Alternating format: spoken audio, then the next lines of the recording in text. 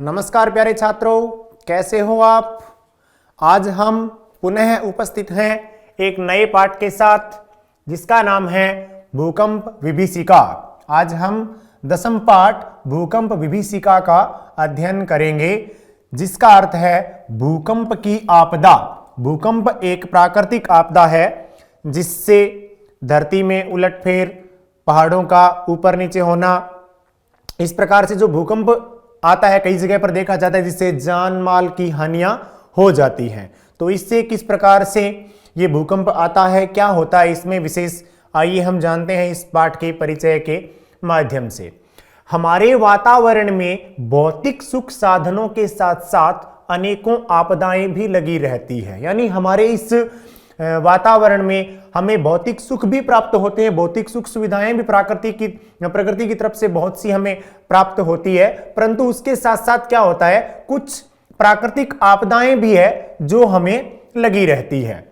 प्राकृतिक आपदाएं जीवन को अस्त व्यस्त कर देती है। यानी जैसे ही भूकंप या कुछ ऐसी आपदाएं जो आती है तो हमारे जीवन को अस्त व्यस्त कर देती है। वो कभी किसी महामारी की आपदा, जैसे अभी हम वर्तमान में कोरोना महामारी से जूझ रहे हैं, और बाढ़ तथा सूखे, यानी कई बार बहुत अधिक मात्रा में बरसात आ जाना, जैसे केदारनाथ में एक बार बाढ़ आई थी बहुत खतरनाक, बहुत से लोगों की जानें चली गई थी उसमें, तथा सूखे की आपदा या तूफान के रूप में भयंकर प्रलय, और सूखा, बरसात न होना, अगर बरसात नहीं होती है तो अकाल पड़ जाता है, फसलें प्राप्त नहीं होती है तो खाने का अनाज भी हमें मुश्किल से प्राप्त हो पाता है। तो इस प्रकार की जो आपदाएं हैं, तूफान के रूप में भयंकर प्रलय, कई बार भयंकर तूफान आ जाते हैं और उस तूफान से हमें बहुत सा नुकसान हो जाता है। भयंकर प्रलय, ये सब हम अपने जीवन में देखते तथा सुनते रहते हैं। इस प्रकार की जो आपदाएं, इस प्रकार की जो घटनाएं हैं, हम देखते भी हैं और अक्सर हम सुनते रहते हैं इनके बारे में। कभी कहीं पर बाढ़ आ गया, कहीं पर भूकंप आ गया, कहीं पर सूखा पड़ गया, या कहीं पर बहुत खतरनाक तूफान आ गया, तो इस प्रकार की हम सुनते रहते हैं। भूकंप भी ऐसी ही आपदा है जो हम इस पाठ में अध्ययन पढ़ रहे हैं, भूकंप आपदा। ये भूकंप है वो भी एक ऐसी ही आपदा है, इनमें ही सम्मिलित है वो, जिसके बारे में यहां दृष्टिपात किया गया है, जिसके बारे में यहां पर इस पाठ में दृष्टिपात किया गया है। इस पाठ के माध्यम से यह बताया गया है कि किसी भी आपदा में बिना किसी घबराहट के हिम्मत के साथ किस प्रकार हम अपनी सुरक्षा संयम कर सकते हैं। प्राकृतिक जो आपदाएं होती है, घटना होती है, हमें उनके अंदर, अगर हम इस प्रकार की घटना से हमें जूझना पड़ जाए, अगर हमारे सामने इस प्रकार की समस्या हो जाए या हमारे साथ ऐसी घटना कोई घटित हो जाए, तब हम क्या कर सकते हैं। जैसे भूकंप है तो भूकंप में हम क्या कर सकते हैं, तो इस प्रकार की कोई भी आपदा क्यों न हो, उसमें अगर हम हिम्मत से काम लेते हैं, चतुराई से काम लेते हैं, तो हम अपनी सुरक्षा भी कर सकते हैं और अन्य लोगों की भी सुरक्षा कर सकते हैं, उनको भी हम बचा सकते हैं। आइए शुरू करते हैं हम इस पाठ को। एकोत्तर द्विसहस्त्र ख्रीस्ताब्दे 2001 ईस्वीय वर्षे गणतंत्र दिवस पर्वणि यदा समग्रपि भारतराष्ट्रम नृत्यम गीतवादित्राणाम उल्लासे मग्नम आसीत्। क्या होता है कि सन 2001, यानी सन 2001, 26 जनवरी 2001, यानी 26 जनवरी 2001 गणतंत्र दिवस, जैसा कि हम 26 जनवरी को गणतंत्र दिवस मनाते हैं, उस पर्व पर जब सारा भारत देश नाचने, गाने और बजाने की खुशी में मग्न था, और गणतंत्र दिवस को हम बहुत ही धूमधाम से मनाते हैं, हमारे राष्ट्रीय पर्व है, तो इस दिन क्या है, पूरे भारत के अंदर उस दिन हम नाचने में, गाने में, बजाने में, खुशियां बटोरने में लगे रहते हैं। और क्या होता है, तदा अस्मादेव गुर्जर राज्यम पर्याय कुलम विपर्यस्तम क्रंदनमीकलम विपनंच जातम भूकंपस्य दारुणस्य विभीषिका समस्तमपि गुर्जर क्षेत्रम विशेषेण च कच्छ जनपदम ध्वंसावशेषु परिवर्तितवती भूकंपस्य केंद्रभूतम भुज नगरम तु मृतिका क्रीडन किमवियु खंड खंडम जातम बहुभूमिकानि भवनानि क्षणेनेव धराशायिनी जातानि। क्या बात है कि 26 जनवरी 2001 के दिन गणतंत्र दिवस को मनाने में हम भारत के लोग सभी अपने नृत्य करने में, गाने में, बजाने में, अपनी यानी खुशियां मनाने में हम व्यस्त थे, मग्न थे। और तब अचानक ही गुजरात राज्य में क्या होता है, गुर्जर राज्य मतलब गुजरात राज्य चारों ओर से व्याकुल, अस्त व्यस्त, रोने चिल्लाने से दुखी और मुसीबत में फंस गया। यानी गुजरात के राज्य के अंदर चारों तरफ से चिल्लाने की आवाजें आने लगी और पूरा अस्त व्यस्त और सारे लोग दुखी से नजर आने लगे। सभी दुखी हो जाते हैं, यानी मुसीबत में फंस जाते हैं। भूकंप की भयानक मुसीबत ने संपूर्ण गुजरात क्षेत्र को, विशेषकर कच्छ जिले को विनाश के बाद बची हुई वस्तु के रूप में बदल दिया था। कच्छ में बहुत बड़ा भूकंप आया था गुजरात में। वो जो कच्छ जिला है, उस कच्छ जिले का क्या हो गया था, पूर्ण रूप से विनाश हो गया था।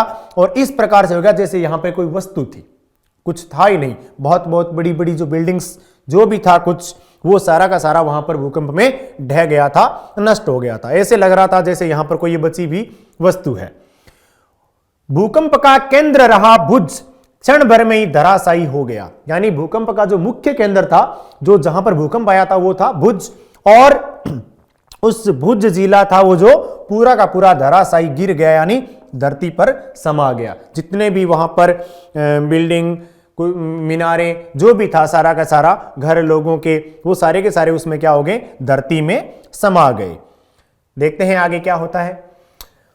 उत्खाता विद्युत दीप स्तंभाः विशीर्णा गृह सोपान मार्गाः फलद्वये विभक्ता भूमि भूमि गर्भादुपरि निस्सरन्तीभिः दुर्वार जलधाराभिः महाप्लावन दृश्यम उपस्थितम्। सहस्रमीताः प्राणिनस्तु क्षणेनैव मृता ध्वस्त भवनेषु संपीडिता सह हड्सोयन्ये सहायतार्थं करुणं क्रदन्ति स्म। हा देव शुक्तात्मकंठाः मृतप्रायाः केचन शिशुवस्तु ईश्वर कृपया एव द्वित्राणि दिनानि जीवनम धारितवन्तः।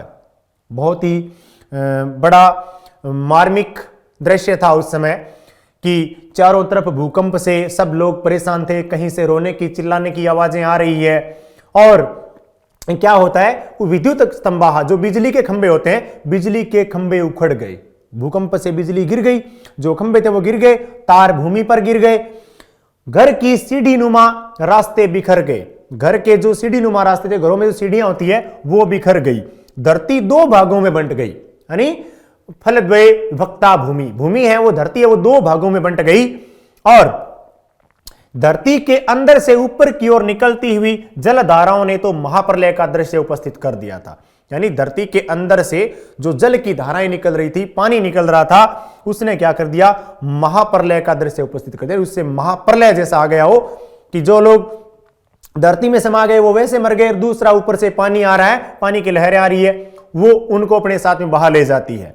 हजारों की संख्या में प्राणी क्षण भर में ही मर गए। यानी क्षण, बोलने से पहले हो जाता है क्षण, हमारे बोलने से पहले क्षण हो जाता है, पता नहीं चलता। इतनी देर के अंदर हजारों लोगों की संख्या, हजारों की संख्या में जो लोग हैं वो क्षण भर में ही उस काल कवलित हो गए, यानी उस महामारी के अंदर मर गए। जो भूकंप रूपी आपदा जो आई थी उसके अंदर टूटे हुए भवनों में दुखी हजारों दूसरे लोग सहायता के लिए करुण विलाप कर रहे थे।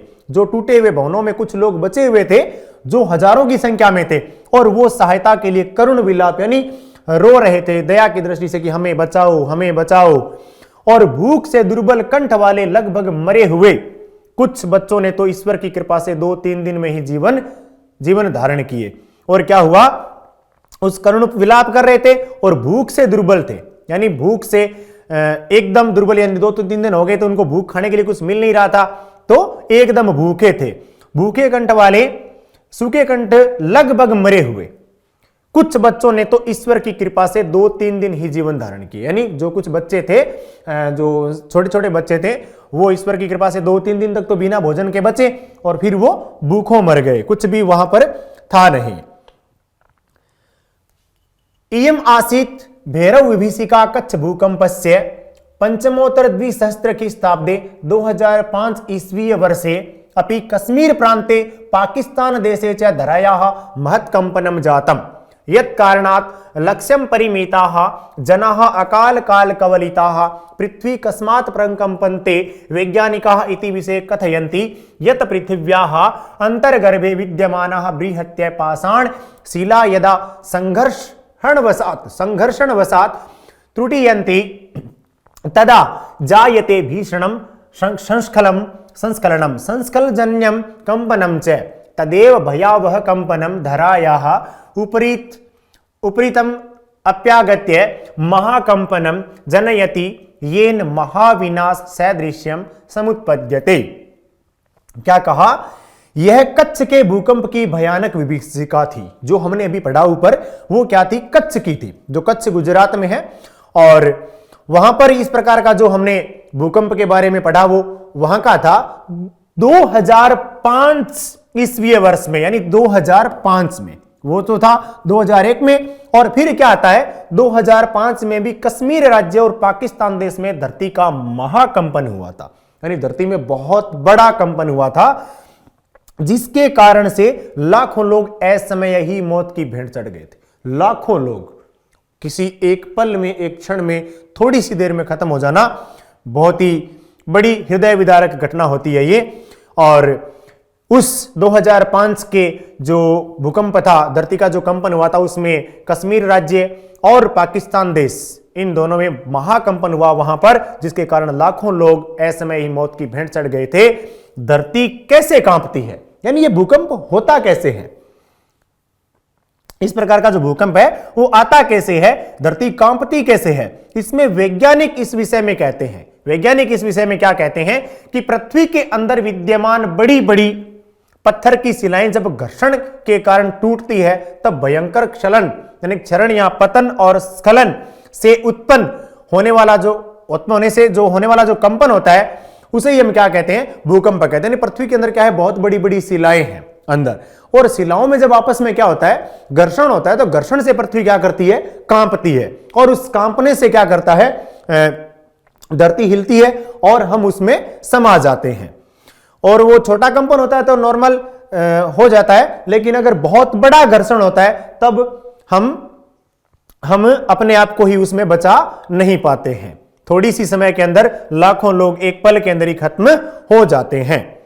तभी भयंकर कंपन धरती के ऊपरी तल पर आकर महान कंपी पैदा करता है। यानी जब अंदर उसके अंदर घर्षण होने से क्या होता है? जब अंदर घर्षण ज्यादा होता है तो वो कंपी उसकी कहां तक आती है? ऊपर तक आती है, और जिससे ये महाविनाश का दृश्य पैदा होता है। यानी ये जो अंदर घर्षण होता हुआ ऊपर तक पहुंचा, और ऊपर जब जहां पर मानव जाति रह रही है वहां तक पहुंचता है, तो फिर वहां पर रह रही जो भी जीव हैं, मानव हैं, उनका क्या होता है? महाविनाश हो जाता है। तो इस प्रकार से वैज्ञानिकों का मत है कि इस प्रकार से भूकंप होता है।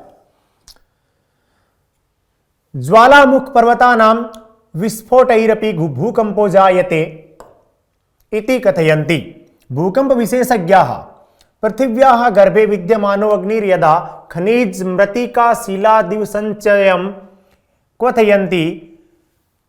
कथयन्ति तदा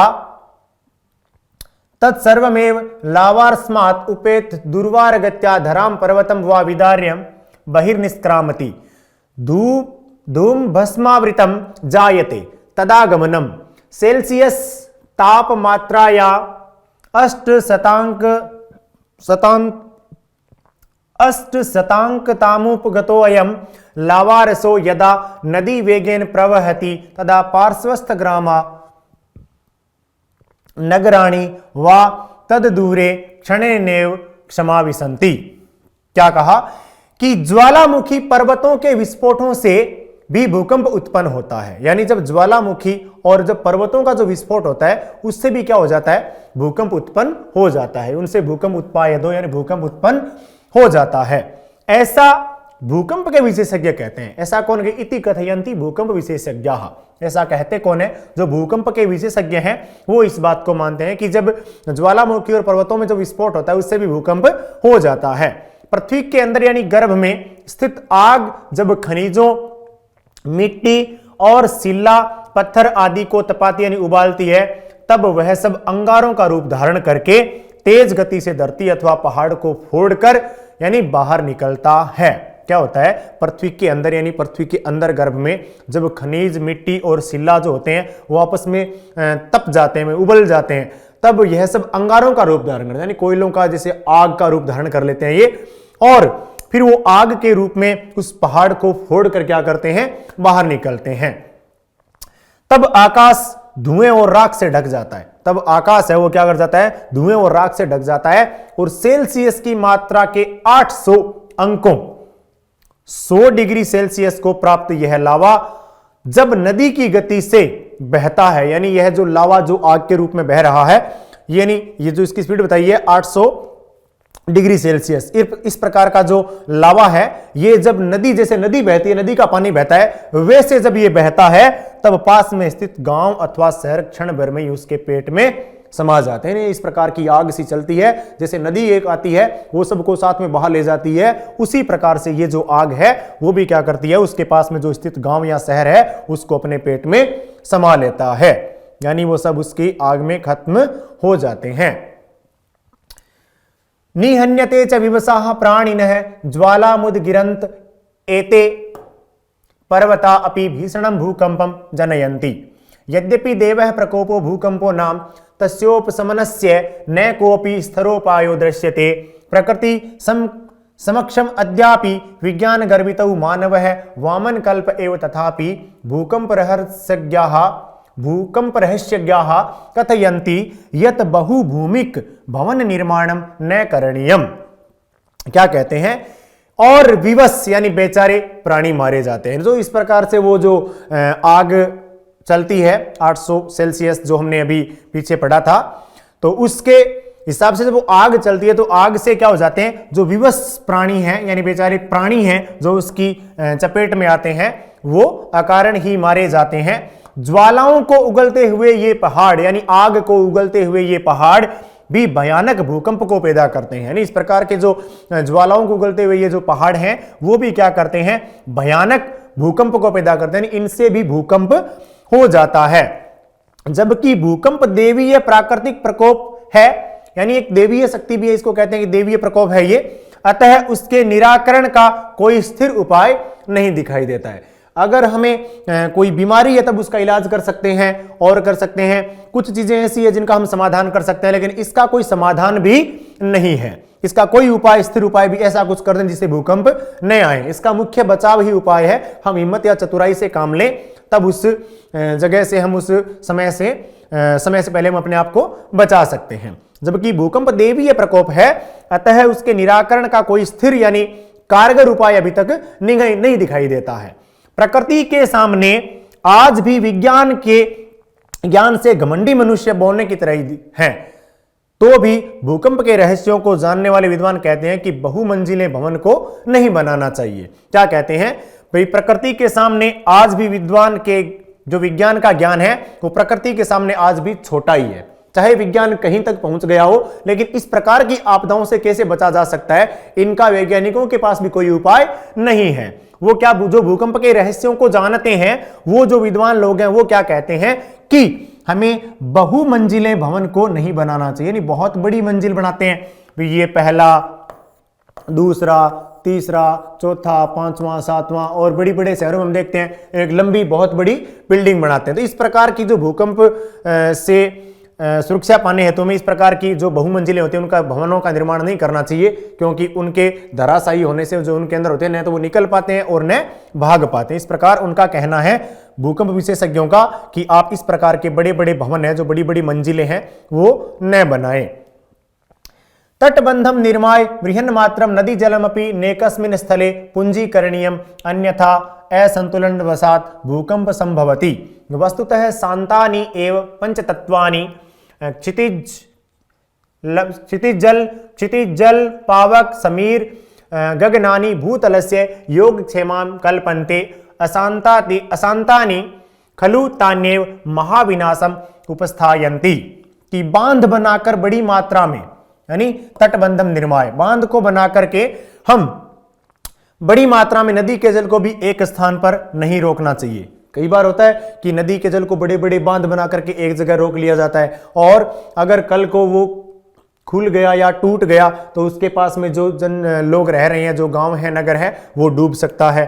तो वहां पर भी ज्यादा बड़े बड़े बांध बना करके पानी इकट्ठा नहीं करना चाहिए, नहीं तो असंतुलन के कारण भूकंप संभव है। अगर इस प्रकार से पानी को बहुत ज्यादा वहां पे इकट्ठा कर रखा है बांध में, तो उसका अगर असंतुलन हो जाता है, असंतुलित हो जाता है वो, तब भी भूकंप संभव है, भूकंप आ सकता है, ऐसा भूकंप विशेषज्ञ कहते हैं। वास्तव में शांत पांचों ही तत्व, यानी हम अपने जो हमारा शरीर और 5 तत्वों से बना है, 5 तत्वों से, पृथ्वी, जल, अग्नि, वायु और आकाश, धरती के योगक्षेम यानी अप्राप्त की प्राप्ति और प्राप्ति की रक्षा, अप्राप्त की प्राप्ति और प्राप्ति की रक्षा के लिए समर्थ कहलाते हैं। विनिश्चय से अशांत वे ही महाविनाश को पैदा करते हैं। क्या कहा कि नहीं तो असंतुलन के कारण क्या हो जाता है, भूकंप संभव है, भूकंप आ सकता है। और वास्तव में शांत पांचों ही तत्व, जो कौन से 5 तत्व, पृथ्वी, जल, अग्नि, वायु और आकाश, और धरती के योगक्षेम यानी धरती के योगक्षेम के लिए समर्थ कहलाते हैं। ये जो 5 तत्व है, यही धरती के योगक्षेम के लिए समर्थ कहलाते हैं, सहायक कहलाते हैं। निश्चय से अशांत वे ही महाविनाश को पैदा करते हैं, और वे ही क्या करते हैं, इस महाविनाश को पैदा करते हैं। तो हमारा भूकंप विभीषिका पाठ है वो यहीं पर समाप्त होता है। हमने भूकंप की जो आपदा है वो किस प्रकार से घटित होती है और किस प्रकार से हम इस आपदा से बच सकते हैं, और कहाँ कहाँ भूकंप आए थे 2001 के अंदर 26 जनवरी को जो आया था, और उसके बाद में अपने 2005 में भी हमने भूकंप के बारे में पढ़ा जो पाकिस्तान और हमारे कश्मीर क्षेत्र के अंदर था। और इस भूकंप विभीषिका पाठ के माध्यम से हमें एक ये भी सीख मिलती है कि हमें जो प्राकृतिक आपदाएं हैं उनसे हम कैसे बच सकते हैं। तो उनके लिए बड़े बड़े भवनों का निर्माण न किया जाए, और हम चतुराई से या धैर्य से, हिम्मत से काम लें, तो इस प्रकार की आपदाओं से हम बच सकते हैं। बाकी ये देवीय शक्तियां हैं, इनका कोई उपाय ऐसा नहीं है कि ऐसा हम कुछ कर दें जिससे ये आपदाएं हो ही नहीं, क्योंकि प्रकृति की आपदाएं हैं, प्राकृतिक घटनाएं हैं, ये तो होगी ही। तो मिलते हैं हम अगले पाठ में। धन्यवाद। जयतु भारतम, जयतु संस्कृतम।